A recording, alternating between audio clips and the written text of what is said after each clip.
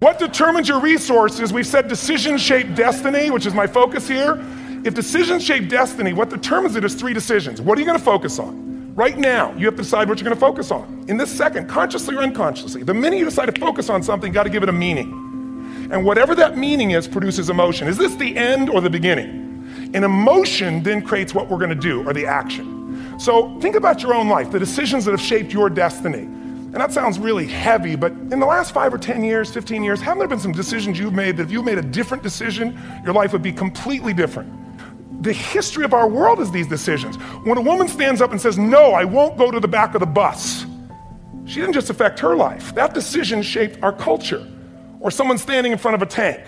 Or being in a position like Lance Armstrong and someone says to you, you've got testicular cancer. That's pretty tough for any male, especially if you ride a bike. Right? You got it in your brain, you got it in your lungs. But what was his decision of what to focus on? Different than most people. What did it mean? It wasn't the end, it was the beginning. What am I gonna do? He goes off and wins 7 championships he never won once before the cancer because he got emotional fitness, psychological strength. That's the difference in human beings that I've seen of the 3 million I've been around, because that's about my lab. I've had 3 million people from 80 different countries that I've had a chance to interact with over the last 29 years. And after a while, patterns become obvious. You see that South America and Africa maybe connect in a certain way, right? Other people say, oh, that sounds ridiculous. It's simple. So what shaped Lance? What shapes you? 2 invisible forces, very quickly. 1, state. We all have had times. Have you had a time you did something and after you did it, you thought to yourself, I can't believe I said that. I can't believe I did that. That was so stupid. Who's been there? Say aye. Have you ever done something after you do it, you go, that was me. Right? It wasn't your ability, it was your state. I should be able to change that quickly, but what I want to finish with quickly here is, your model of the world is what shapes you long term. Your model of the world is the filter. That's what's shaping us. That's what makes people make decisions. When we want to influence somebody, we got to know what already influences them. And it's made up of 3 parts, I believe. First, what's your target? What are you after? Which I believe it's not your desires. You can get your desires to goals, so it's needs we have. I believe there are 6 human needs. Second, once you know what the target that's driving you is, and you uncover it for the truth, you don't form it, you uncover it. Then you find out what's your map. What's the belief systems that are telling you how to get those needs? Some people think the way to get those needs is destroy the world. Some people is to build something, create something, love someone. And then there's the fuel you pick. So very quickly, 6 needs, let me tell you what they are. First one, certainty. Now these are not goals or desires, these are universal. Everyone needs certainty that they can avoid pain and at least be comfortable. Now how do you get it? Control everybody, develop a skill, give up, smoke a cigarette. And if you got totally certain, ironically, even though we all need that, like if you're not certain about your health or your children or money, you don't think about much more. You're not sure the ceiling's gonna hold up, you're gonna listen to any speaker. But while we go for certainty differently, if we get total certainty, we get what? What do you feel if you're certain? You know what's gonna happen, when it's gonna happen, how it's gonna happen, what would you feel? Bored out of your mind. So God, in her infinite wisdom, gave us a second human need, which is uncertainty. If a win to you is being the greatest dad and husband of all time, then be the greatest dad and husband of all time. And if your number 2 priority is building your business, then it's in second place and it's gonna get what it can get. Now, that doesn't mean that you can't be really hardcore about second place, but 1, don't value yourself for results. I will tell you right now, all the wins in business that you're ever gonna get, all the money in the world, it's powerful, it's amazing, and you will love taking care of your family, but even that was a reorientation back to your true number 1, if I had to guess, which is your family. So be focused on that, right? This is really about my family. If the business isn't working out, if it's not going the way that you want, look, it's gonna be lame, it's gonna suck, but you're gonna have to alter your mind and remind yourself, my number 1 priority is my family, and what I value myself for on the business side is not accomplishment, it is not success. So decide what your priorities are and don't flinch. Don't be conflicted. Don't try to have my business is as important as my family, and really don't value yourself for accomplishment. It's all about sincere pursuit, okay? You cannot guarantee the success, but you can guarantee the struggle. So you need to extract value from knowing that you left it all out on the field. And that's it. That's all you can do.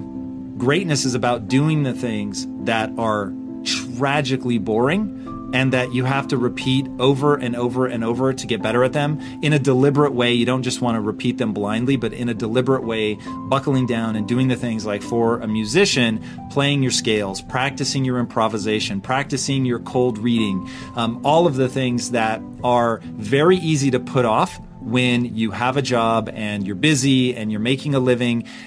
It's kind of like typing. What they find is most people sort of, their typing rate, if I remember right, it's like 65 to 70 words per minute, is where most people tap out. But I think the record is somewhere around 250 correct words per minute. So if the average person is tapping out around 65, but the delta is all the way between 65 and 250, you begin to see like how far you can really push yourself. But people get to a level that they deem acceptable and they just sort of stop there. But because everybody is being forced to shut down right now, if you're a musician and you're saying, look, I'm not worried about streaming and going live and all of that, which I think there's a whole question to be answered about doing that and about how you could generate even more revenue by going online. But you asked me to set that aside, so I'm going to set that aside. But right now is that chance to embrace a level of boredom that most people are not willing to push through in order to get to greatness.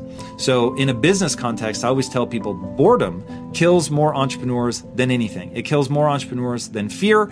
Most people, they just can't slog through sucking at something and sitting in the discomfort that you get from doing the things that you're not good at long enough to get good at even those things so that you can truly go out and create art. Because I don't think you can create real art until you've mastered the basics to the point where, as Bruce Lee said, you don't think kick, you just kick.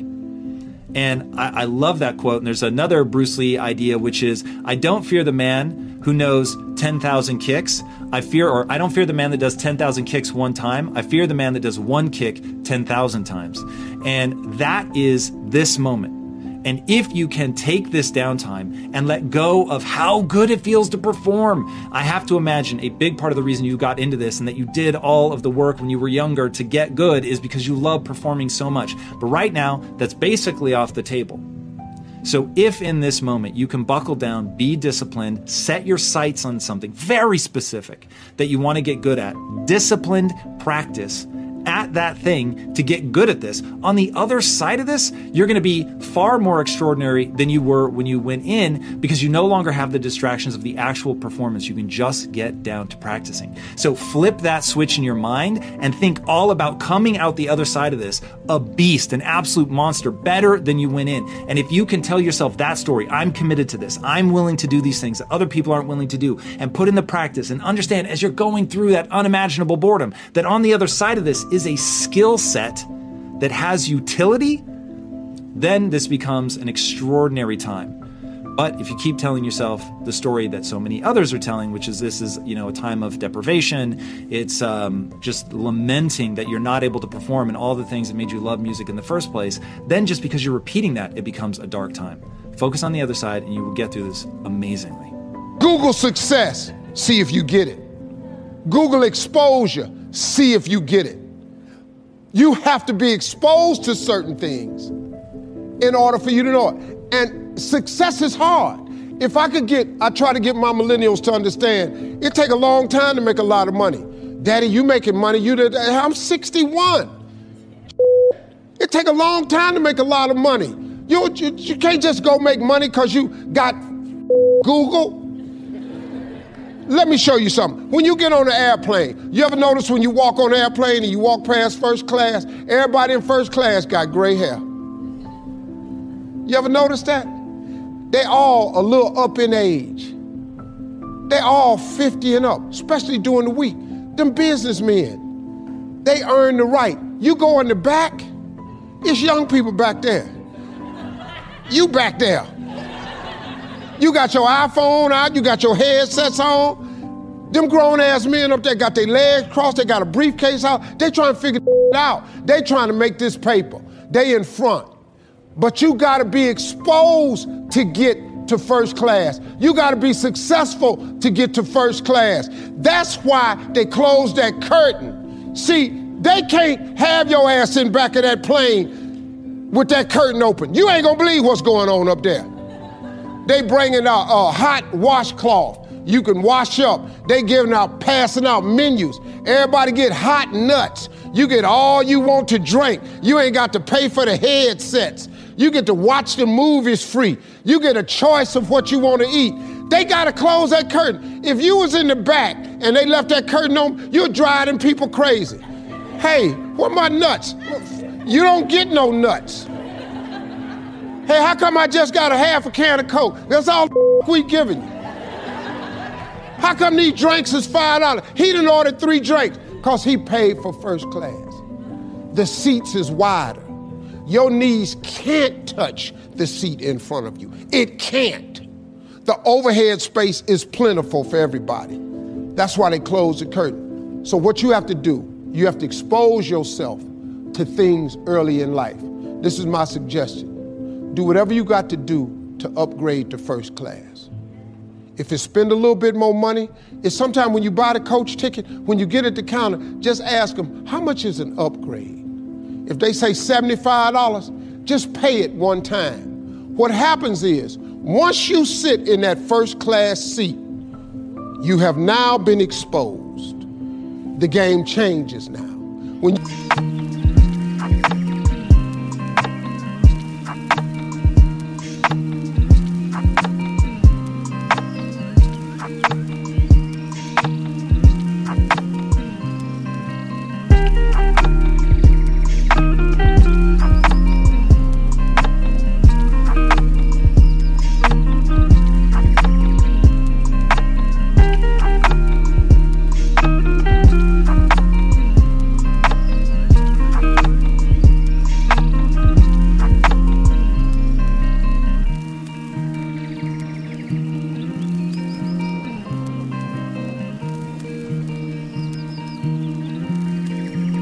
see that there's actually room on each side of you in first class.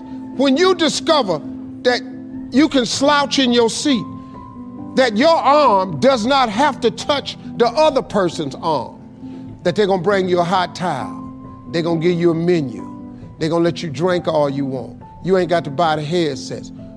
Once you fly first class, it conditions your mind to look and think for first class opportunities. Once you fly first class, let me explain something to you. Walking past first class gonna be hard. Once you done sat up there, flew a couple hours in first class, walking past them seats will be the hardest walk you make because you've been exposed. Don't plan too much. Doesn't work. For me, it didn't work, frankly. Don't plan too much your career because what you're going to be facing in life is probably more powerful and much bigger than you ever imagined.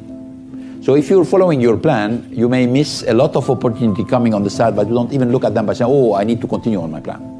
Okay? Even though on the side, you're going to have a huge opportunity coming, you don't look at them. So don't plan too much or be flexible on the planning. You're going to have a lot of opportunity, particularly in the period we're getting in, 2010, 2020. I think there's going to be a lot of transformation coming, and there's going to be a lot of opportunity, so be flexible. But some of these mountains that can be climbed by you and me, it takes a day to get to the top, and then you camp up there and you come down the next day. And on many of these places in Switzerland where you can do that, about halfway up the mountain is what they call the halfway house, halfway up the mountain. So a group of people starts off with a guide in the morning, and about noon, you're kind of tired. You've been walking now for 4 or 5 hours, and you're coming up to the halfway house. And it's just it's a wonderful sight. Because as soon as you enter in the halfway house, you can smell the food, and they're getting ready for a good lunch, and you sit down, there's a fire in the fireplace, and there's nice soft chairs, and you can just rest your body and refresh your body. And you know, you've got to be very careful as an entrepreneur to be brutally honest with yourself. And those are some of the things that you'll hear from me as a mentor, that know what you know what you don't know, but you've got to know your business better than anybody.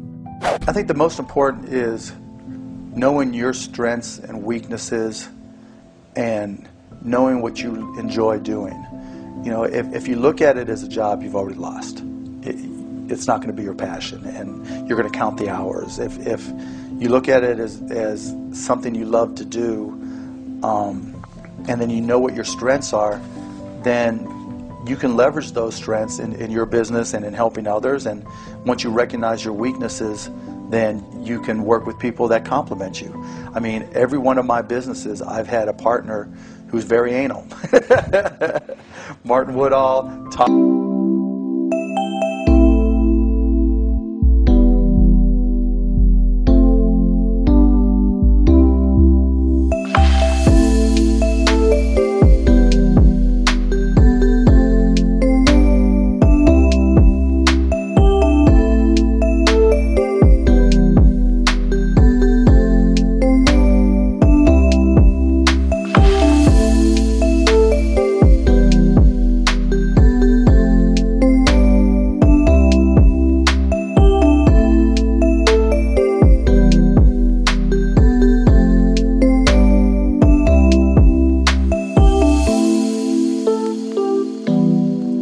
Wagner. I mean, incredibly anal people, perfectionists, because I'm a slob. You know, I'm a big picture, think about what's around the corner, how's technology going to change things, how can I change, you know, this industry, and, you know, making sure that there's somebody there to dot the I's, cross the T's, and keep me in the baselines.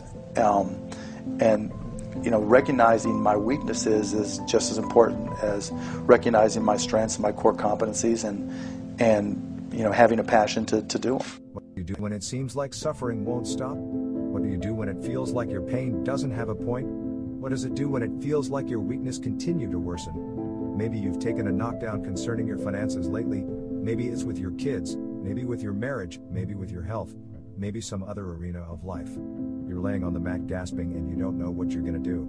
People ask you how you are and you say fine, but you're not fine, and they'll never know that. We're people and we struggle and we suffer and we bleed and we cry. And if you think that true strength means never showing any weakness, then I'm here to tell you you're wrong. You're wrong because it's the opposite. You're gonna get depressed sometimes. You're gonna have weeks where you don't feel like eating, or gravity is working overtime like it's afraid of getting laid off, and you can barely lift your fork to your mouth, and you're going to have a choice. You have a choice to either give up or keep going. Give up or get up. It's like you have to save your own life.